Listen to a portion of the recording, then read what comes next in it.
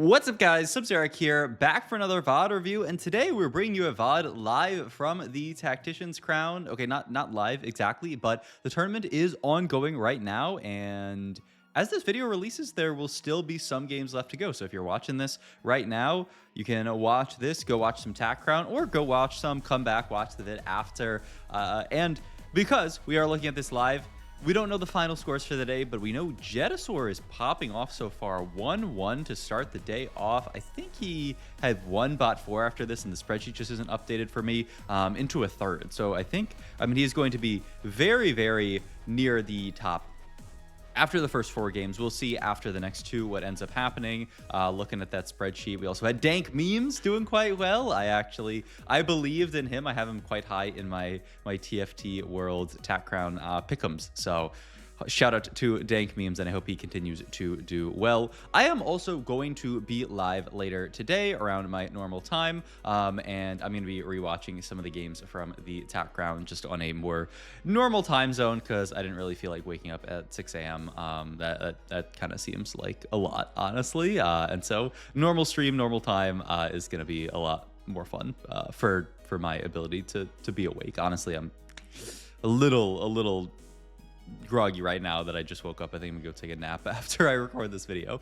But hey, someone who's taking a nap on the competition is Jedusor here. First Augment, Yasuo Echo here. So, I mean, you have a lot of reason to want something like a treasure hunt here. It looks like he's gonna reroll it, though, which is surprising to me. I think in most people's estimation, this is a fantastic Augment. And Yasuo Hex wants you to play for reroll. I don't know exactly what reroll line we would play from this spot is the only problem. And I think that's his issue, is like, okay, what we could take the great reroll Augment in a great reroll portal, but still, like, what would we actually play reroll wise? I mean, I assume you'd look at something like an Epoch here and be pretty happy with it. We have a pretty decent opener, but he's gonna roll that, and he takes Salvage Bin, which, I mean, I do think it's a very good Augment. It's just a surprising pickup to me. The upside, though, is it allows him to make really nice double slam onto this Milio here. Nashers. I mean, this opens us up in nicely to reroll type stuff. Like Lulu, if we really want to play it. We will see where we want to go from here, because there's the world is our oyster with Salvage Bin. We can play whatever we want. And while we do get through this early game, there are a couple of kind of housekeeping important announcements in TFT that were just announced yesterday. One good, one bad. So you want the good news or the bad news first? Most people say bad news first, I think. Bad news is PB is not coming out on Tuesday. It's coming out 2 weeks from Tuesday. They have to delay the release of PBE until what day is that? They said the 28th? Yeah, July 28th. This makes me sad because I was excited to play PBE, which, is just the way of the world. It's unfortunate, but I get it, especially with the Unreal migration.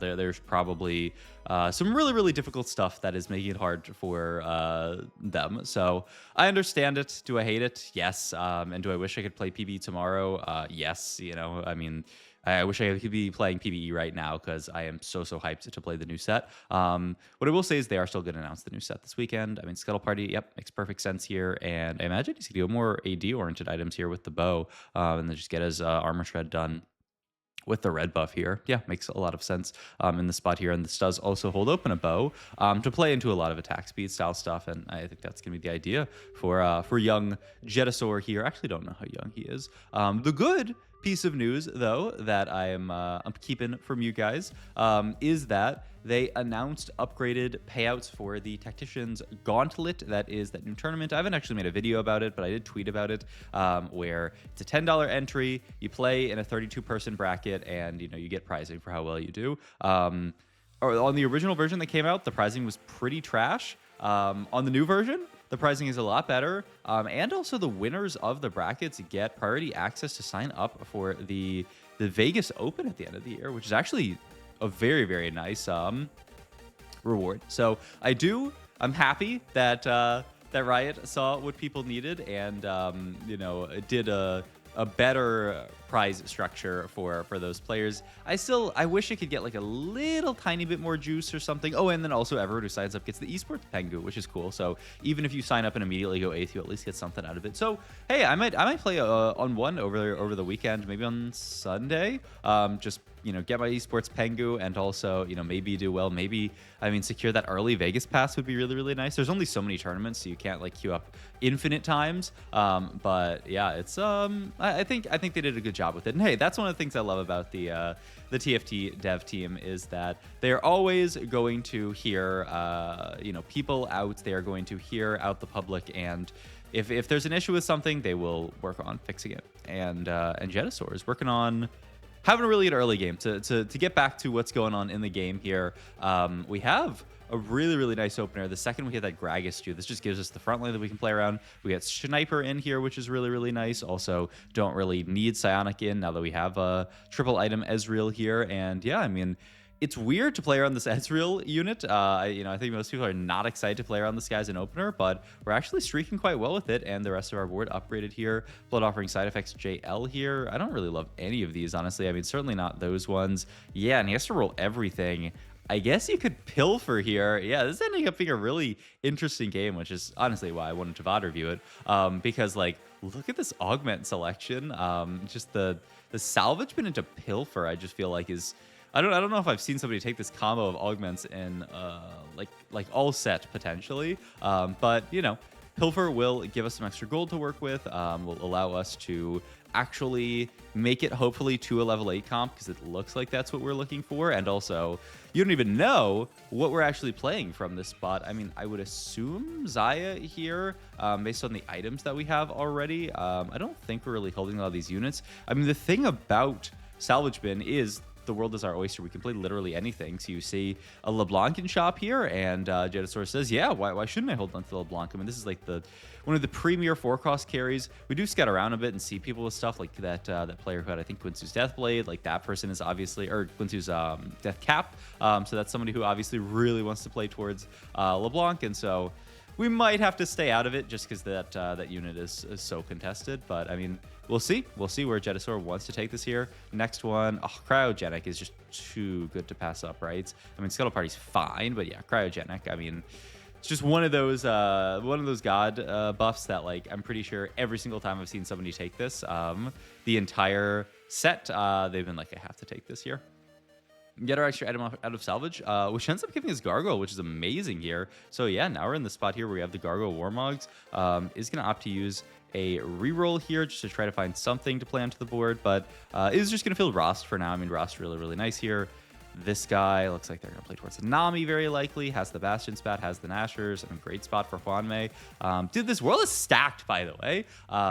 APAC is probably sending the best slate of players they have ever sent. I mean, YY1 title, Seol, and I'm like forgetting all the other ones randomly here as I am chilling. But I mean, we see just in this lobby, YY1's here, Huamei's here from China. I mean, Steppy's a fantastic player from APAC as well. It's being sent. I mean, NA's sending a pretty good amount of reps as well. I am really hyped about Dank memes. I feel like that guy is absolutely a beast. And by the way, we're going to team planner out our board here. And yeah, peep this. This is the idea here, is we're going to play a Yi game from this spot here. It's really quite surprising to me, honestly, that we are opting into playing Yi, because in most people's estimation, this line is like fine, but not great. I was talking to Demasian Raptor over the weekend, and he said there are only 3 comps, and I don't think he was thinking that Yi was one of them. But it just goes to show the flexibility of this patch. And here's where it gets really interesting,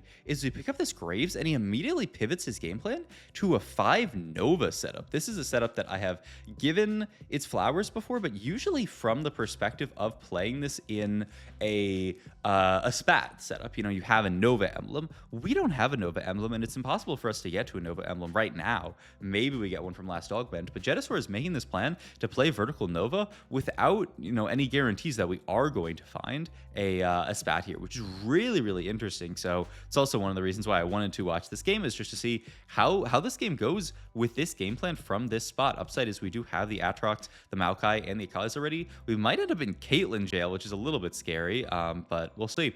Last Augment here, Radiant Rascal, Baron Slayer, Sweet Treat. I mean, something like a Baron Slayer is never bad, and yeah, we are just going to take that, grab the Buckshot here, and then start rolling to find the Caitlyn pretty early, so that's good. Not even holding stuff like Xayah, which is interesting. Has a Yi V2 that he can pick up and is going to buy it. And now he has the Kindred. So now he can make this swap into the board here, get all these Nova guys on the board. And yeah, we are going to play the setup here. Red buff is going to move to Kindred here, going to get that Gargoyle, probably Warmog still slammed here. Yep, Yi items getting built here. Edge of Night is going to have to make Gwynsu's Rage Blade. Yep, and then the Hodge comes down on the Yi. Not usually what you put onto him, but it's actually not as bad here because we do, we have the Kindred in for spell crit, so it's not the worst here. All right, so this is going to be our setup. We are going to continue buckshotting up this guy. We are going to continue rolling down because we need a little bit more gas to get there. But this is going to be our setup. Wow, what a call, actually. We end up hitting this Rammus here and say, yeah, honestly, I don't care enough about having this guy onto our board, the Yi2. So I'm just going to move items to the Kindred here. And yeah, I mean, this is what people have found after the buffs to Nova Kindred. I mean, look, 8.5 thousand damage out of this Kindred too. This unit is just an absolute beast. Our build for her is also really, really, really nice. We'll talk about that after the carousel. And acceleration hex is amazing. This attack speed for the Kindred, this is like all you need here. Soon we're going to start going for some Gravis items here. And yeah, take the sword here for, I guess, what's going to be a GS. I mean, solid enough item for now. But yeah, I mean, she does a lot of damage as just Kindred. It's really, that's all you need. And yeah, I mean, we have the red buff, which is fantastic, onto Kindred, spreads it really, really nicely. Gwynsu's just for more attack speed to continue spreading and just doing more damage. And the really nice thing is this Infinity Edge. I think you might say, well, why is Infinity Edge so good? We already have the setup where we have spell crit from Akali, so who needs spell crit from Infinity Edge? Well, you don't need it, but it is a bunch of crit and a bunch of attack speed, or a bunch of AD onto this Kindred. So it's kind of like even though we already have the crit, I mean, that's just more crit to play with. So it's not even bad from that perspective. So that is the idea here. I can also see, I'm interested once we get to Morg 2, which is very, very, very hard to find these days, but hey, maybe TK prints the last one, or maybe we just hit it like a beast. I assume the tank items are going to go over to Morg. We already have this Warmogs pre-cooked up for Morg, which is one of her best items. And usually you want to go Crown Guard, but we have the rod used for Gwynsu right now. Another GS, I mean, it's not, yeah, I think you do just have to take this here. Maybe you throw this on the Kindred and move the IE up. I guess we'll see. Gonna level and roll here. We do pick up the Shen and the Graves, which is amazing here. So now we can just start. I'm really surprised he doesn't immediately move items over, by the way. But yeah, okay, we are going to do this here, get the Morgan, and this is gonna be our board. He's also looking at breaking down the TG. Oh, he's gonna break down Gargoyle here, make QSS. Oh, wow, this is such a smart setup for the itemization. The Vow is going to move up here. The GS is going to go there, so we are going to be double GS. And then, yeah, you can turn the other glove into Steadfast, which makes a ton of sense. Beautiful itemization here from Jedusor. I mean, the spot is looking very, very nice here. The Graves doing very, very good work here. Steffi, sadly, going out in 8th, but hey, somebody has to. And we're already to Laser Ballistics, by the way, just because we got that Grave so early, we are already so accelerated, which means we're going to see what Jedusor likes for a lot of these later upgrades. Honestly, as he scouts the lobby, I feel like this is a lobby where I don't know if you actually want choke that much. There's a lot of like big spread out front lines. The only reason that you would be excited about choke is there's a lot of people with cryogenic hex, and so getting choke and being able to chew through that cryo hex tank is going to be really, really nice. So that's the upside here. We'll see when the time comes if he wants to go for it. But I mean, we're going to continue to farm gold with our pilfer here. Obviously, we got the TG earlier, so that's all in good. And just, I mean, it's a very item heavy setup, right? We have really triple item augment if you think about it. And so we have a lot of extra items to play around, but really our econ came from Pilfer, it came from win streaking for a bit, it came from Timebreaker, and so we're allowed to take this very heavy combat setup. Are going to rotate into VCLF here, who does pick up a fight win. Also, YY1 goes 7th. I was peeking at the stats, and YY1 lovers, I'm sorry, but it looks like he was having a really, really rough go of it today, so hopefully he can turn it around at the latter half of the day. I hope so, or else we're going to be in a YY1 less worlds, which makes me sad if that is the case.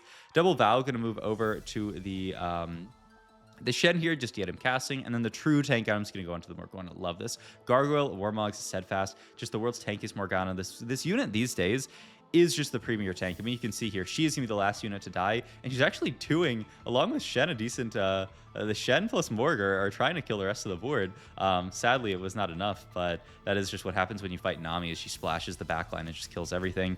Do pick up TK2, so the idea for Jedusor is we want to pick up those last few upgrades, and he's still in 5 Nova. That's the interesting thing, is that, you know, like late game, there are some kind of dead units that you have on this board. Caitlyn, Akali, you know, they're one cost that feel like they don't do a ton, but they're giving your whole board spell crit, your whole board attack speed, and the big thing is they're also giving this 5 Nova bonus to Kindred. For so much of the set, you were not excited about having a 5 Nova bonus at all, because it was just underpowered. But with these buffs to Kindred, they buffed up some of the other ones as well, it actually feels quite good, and you can see it here. The Kindred is doing work. It feels bad to cut 5 Nova because it's such a buff to the Kindred here. Also, yep, continuing to upgrade the Graves and just rolling down here to try to deny this Riven 3 from Hwanmei, it looks like here. Just being very, very diligent here. Yeah, look at this. All of the ribbons on bench here. So that is, I mean, one off, though we have done a very, very good job of denying here. We have the 2 here, so it's impossible for Hwanmei to hit. So beautiful stuff from Jedusor here. Gonna break down some items here with the idea that we're gonna make Hextech Gunblade, actually, interestingly enough, and then GS, and then we're gonna have to make double red buff now, is the idea. So double red buff, gonna move the red buff up to Shen here as a heal cut item onto him, and the GS, I do like spreading the GSs a bit, and the Gunblade onto Graves. I mean, I like these items a lot. I mean, Salvage Pin, it's very, very easy to get dizzy here, but we are not getting dizzy here at all. Just going to take the leeching, get a little Omnivamp onto our Graves so that it doesn't die. Also, some more Omnivamp with the Gunblade. Not too bad here. And yeah, this will be our setup here. A bit wild, and we're making it here. Also, look at that last second swap. Gets the Morg all the way on the right side here, just to try to eat a lot of these Nami bubbles, just to make sure that our frontline lives long enough so that our Kindred doesn't get splashed on. It means we have to sack a Cryo Hex, but it's worth it if it allows us to position appropriately here. So one of the things I've learned this set is these hexes are great and all, but do not sack one of these hexes. Just completely grief your positioning just for even something as good as a Cryo Hex. Because Cryo Hex is great, but you know what's even better is having like reasonable positioning on your units here. And hey, top 2 locked in. Soju drops out in 3rd. Great placement for Soju. And we are just fighting Huan Yi here, who has a great LeBlanc board, but pretty capped on level 8. So I imagine we should be able to pick this up, and it is a first for Jedusor. Beautifully played game. So hope you guys enjoyed this video. As always, if you did, please like the video, comment down below, subscribe. Any of the new comment about any of the new news, if there's anyone you're rooting for in this this TAC crown, all that kind of stuff. Check out my Twitch down below, where I will be streaming today. I know I've taken a bit off streaming, but now that I know we have 2 more weeks before PB, I'm like, oh crap, I guess we got to start streaming again. I was gonna take a break until PB, but I'm definitely not taking another 2-week break, because this is my job, man. They're gonna kill me out there.